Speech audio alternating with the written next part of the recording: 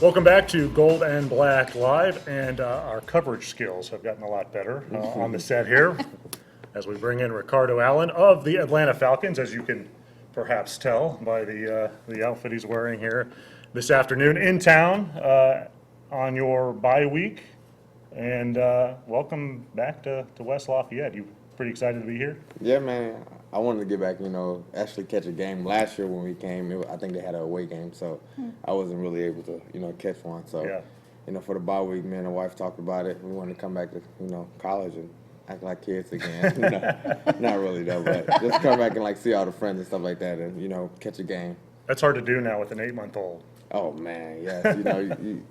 I remember the first time leaving the house, it took us an hour and a half. We got better than that, so it's a little quicker than that. But yeah, it's a little tougher with the young buck chasing us around. You've despite your busy schedule, you it seems try and come back pretty often. Is it pretty important to you to get back to campus and see some old friends? And how many old friends are still around? I mean, it's only been a few years, but it seems like a lot has changed since then too. Yeah, man. I always try to give back as much as possible. Get back. To try to help the Purdue community out as much as possible because I want to see this program to continue to grow and just keep building and stuff like that. And I have a couple friends here. I don't have really many because all my freshmen are now seniors and stuff like that. So the group that I came in with, most of them are gone, but I'm still able to get back and see, the seniors. Yeah. D'Angelo Yancey is one of those guys who's a senior now that you had some battles with, right, when you were here? I mean, is it cool to see where he's gotten to, and the growth that he's had in his career? You always see him as the young players and stuff like that, and you come back and you just see him so much more polished and so much smarter, actually be leaders on the team, Jason King and Bilal, and we actually had, they call him Chip. But he was playing with us too, and just to see them guys much more polished and stuff, it's amazing. Yeah. Has it been difficult to watch from a distance this season, and some of those guys that you are still close with, and what they've had to go through with another difficult one in wins and losses, and not only that, but a coaching change, which you went through too, which is a difficult thing to take. Just has it been sort of difficult, I guess, even though you're a little bit removed from it? Yeah, man. Yeah, even though we're not a part of it, we're not physically a part of it, man. It's just tough because we came here to try to build something, to keep building and stuff, and to see it sometimes fall back and sometimes not meet the standard of excellence that we hope for as a community. It's just tough, just to see the coaching change and stuff like that. Even though the coaches they have there are still doing really good and they're pushing the kids much harder than I think they were in the past, and they're doing a really good job of trying to finish. It's just they're still missing a little piece here and there. Yeah. When you were here, you had said it was a 4-year interview for me, to kind of make my life better. I mean, and I know when you left, we were talking about that. They need this kind of NFL mentality kind of thing. Do you still feel like that? You need a group of guys who are hoping for, Jared Parker talks about big goals, big dreams kind of thing, and not think it's small. Yeah, man, you don't want to just come to college and just be like, I'm coming here just to play football. I'm looking to be the best. And when I came here, I was like, at first I was thinking of a 3-year. I was thinking it was a 3-year deal and now, but it ended up turning into a 4-year deal. But yeah, man, you need those guys to compete with the best. You go down to Ohio State and they have the number 1 draft class in the NFL last year, and then you go against the top teams. Indiana is starting to get a lot of players out. Michigan State is always getting out a bunch of players. You need people who's coming to the to the team, and just their focus is academics, but also I'm trying to go professional. Mm-hmm. How difficult is it when you're a player and you're a team, you're one of the team's better players, and you guys just aren't able to win, and you're trying to pull everybody else along, and it's just not going the way that you want it to go. Man, what I found out about the really good teams is you just have to do your job. Yeah. And when you're on a team and you have to compensate for so much, it tends to get tough. And I feel like sometimes they have really good players and they kind of get overshadowed because they're doing so much to try to compensate for others. Not saying that they don't have the players to always get it done. Is maybe they don't have some of them in the right spots at the right times. And the really good jobs, you look at Alabama, they look like they're their job is so simple. Their corners are just here to guard cornerbacks. Their linebackers are there to stop the run. They don't have, so many, like a corner has to go stop the run and, you got to do this and all kind of stuff. Yeah. It's you want to try to make it as simple as possible, and that usually is the best way. Yeah. Because I'm sorry, Kyle, you Okay. naturally would, and I think you did this too, if you knew you had maybe not so great safeties, then you're feeling like, I got to do something to help these, Yeah. that kind of thing, right? And sometimes that can turn into a good thing, but sometimes it can turn into a bad thing. You try to, compensate for someone else, and you might get burned, or Yeah. maybe you give up a first down on a key third down that you needed because you were trying to play, a route deep to short because you didn't really trust, your partner and stuff like that.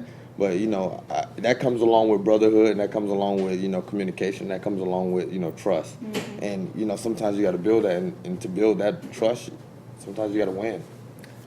We're talking to Ricardo Allen of the Atlanta Falcons, former Boilermaker, on Golden Black Live. If you do have any comments for us, questions for Rico, you can send them in. We do have a couple, at least, comments, maybe a question here, too, from Jeff. He wants to tell you to keep up the good work in the NFL. I appreciate And it's great to see you playing a big part in Atlanta. His son is a big fan of yours and proudly wears his 37 Falcons jersey. So we'll talk to you about Atlanta here in a minute. But another comment from Fred, just wants to know what it's like to go through a coaching transition like you have done. Man, the biggest thing with the coaching transition is to buy in.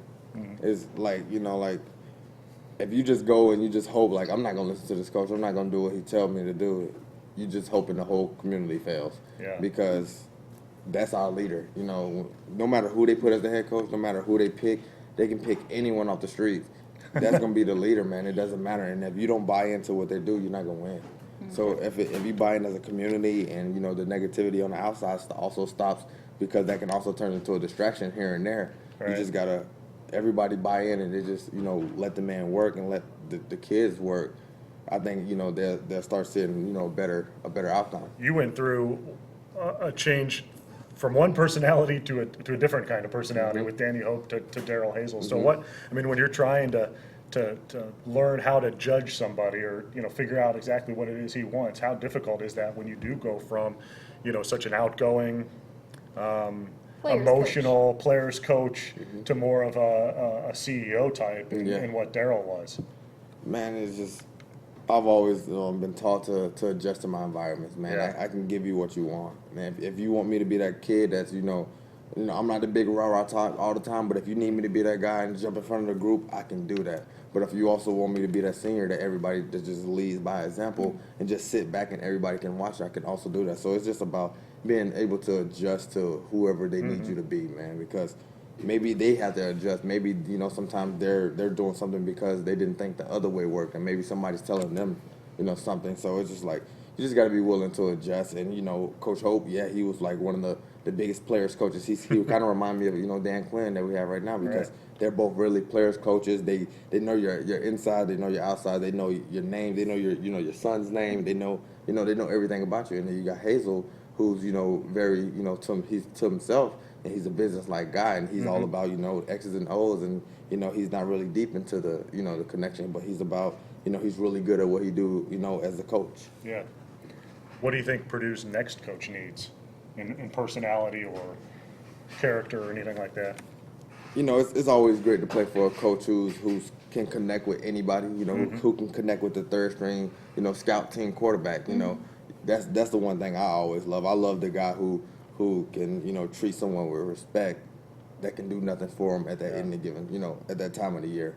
So, that's usually a coach that can get everybody to play for him. All right. What do you remember about your interactions with Jared Parker? Oh man, he was always a coach that just give like as much, confidence. He can easily build confidence in any player on the field, because he can tell you something that maybe you don't see in yourself. He can pull it out of you. He can tell you that, like, you're good enough to do this and good enough to do that. And he's always positive. He's one of those coaches that takes a positive way, instead of saying, like, hey, kid, we don't do that here. Instead of saying that, he says, this is the way we do it. Right. And that. And sometimes as a kid, you're so used to coaches, beating you down. It's always good to have that coach that just picks you up when you really need it. It's been obviously a couple of years since you've been here. Do you still look back at your time here fondly? I mean, obviously, you grew up, when you were here, and helped you kind of become who you are. Yeah, man. Like Purdue, it's my roots, man. So no matter what, where I go, Purdue is where I developed. Purdue is where I came to, learn and actually develop myself and, to grow as a human being because I was far away from my family. I was down here by myself, so I had to learn. And then I met my wife, and now my son is from my wife from Purdue, and Right. I got good times here at Purdue. I remember when you were here last time, I was driving you back to Mollenkopf and you were talking about this girl, and I was like, and you just, oh man, she's changed me so much. Do you eat potato chips now? I still do. Do you? Okay. Because I know she tried to get you to lay yeah. off the chips, and you said, I'm never going to do it. It's just crazy. Like, she's your wife. Yeah, she still fight with me about the snacks here and there. But the thing that helps me is because I have to keep my weight high, I need the calories. So it's like I burn weight so fast. I can burn weight at all you can eat. So the chips help now. There you go. Certain kind of chips? I like Doritos. There you go. New sponsorship on the show. Yeah. She's really helped you with a lot of things, with football related too. I mean, with Yes. nutrition and I think there was a story a couple years ago or last year, her helping you study film a little bit and things. She's like she's really smart, and she's a competitor herself, and like if she don't think she's my coach at home. If she don't think I'm doing things right that week, if I haven't studied enough, she'll clearly tell me like, baby, I don't think you're taking this week, serious. You can't look past anybody in this league if you want to be the best. And if I come home and I just feel like, man, I'm tired. I don't need a massage today. I just want to go to sleep. And she's like, nah, we got to get this massage here. We got to get the massage lady here. She got to have the meals going and stuff like that. Because sometimes, you're tired from a long day at work, man. You just want to come home and go to sleep. But she's always there to, keep me pushing and, keep it going for me. Yeah. I find it odd that you would not want to work. Really? Like she would have to tell you, you need to prepare more. Don't take things for granted. Really? Oh yeah. So man, sometimes it gets really, really repetitive. Sometimes in the season, the NFL season is really long. It's really long.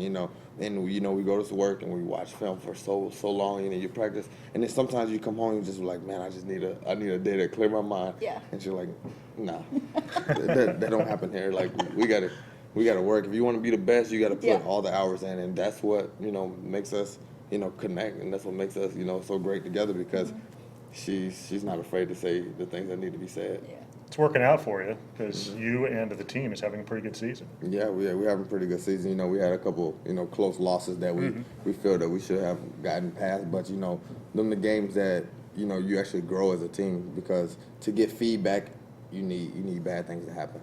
Yeah. And to get, to learn from things, sometimes you need those close games to not finish out so well. And sometimes you need those really close games to finish out really good. And that's what we've done. And we've shown really good bright spots.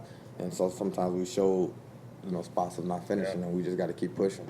It was before last year that you didn't know what your role was going to be. Suddenly you were a safety and a more undersized one last year than you are now.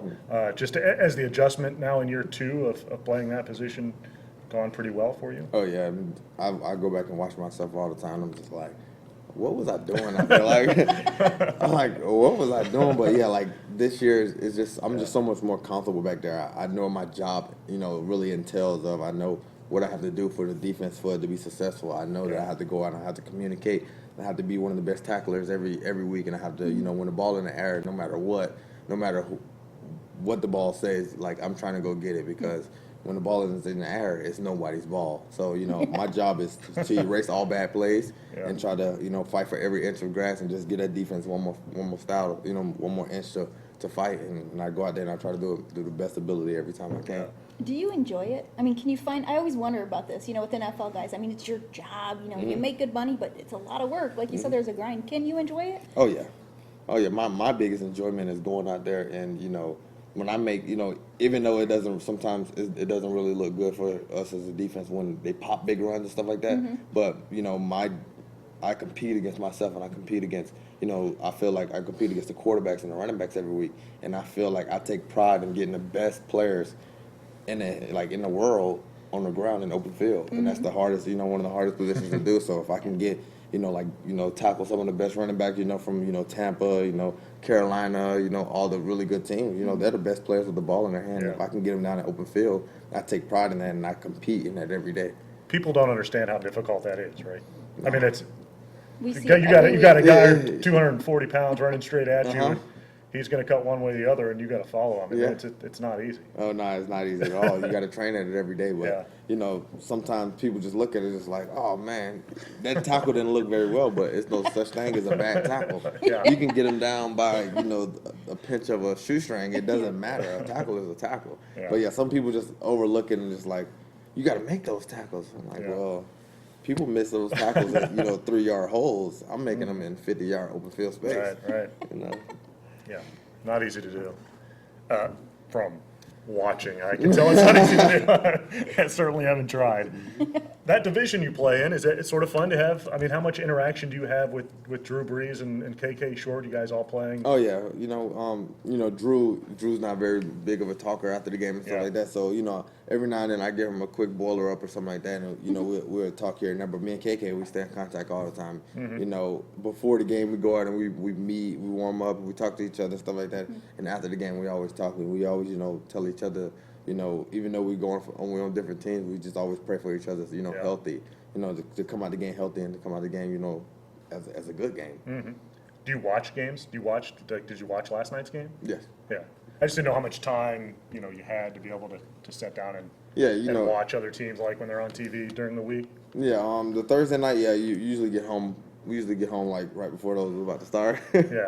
But on Sundays, if I don't get to watch a really good matchup that I want to, we can always go back to the go back to the facility or something like that, and Right. pick the games up and watch them, and you actually get a better view than what people actually get to see on Right. TV. Right. Are you going to talk to the team? I did yesterday. What was the message? My message was just to go out there and play for each other. Go out there and just keep doing what they're doing because they're playing really good in the first half. And it's just something that's not clicking coming out to the second half. And it's like I said, it's only been one play, and momentum is so big in football that one play can sometimes turn people away, and you can't let that because they're football players too. They're gonna make plays. They're gonna score touchdowns. They're gonna get first downs. You just gotta be willing to get past that. And you just gotta be willing to fight adversity and just know that I'm gonna fight for my brothers no matter what happens. I'm gonna fight until it goes 0-0-0 all the way down, and they're gonna make plays. We need to take a break, right? Yes. Let's take a break. We'll have Ricardo, as long as you can stick around for 10 more minutes. We'll bring you back on. We'll talk a little bit about the game on Saturday as Purdue on its senior day welcomes in Wisconsin. We'll do that. Talk more with Ricardo Allen in a minute on Golden Black Live.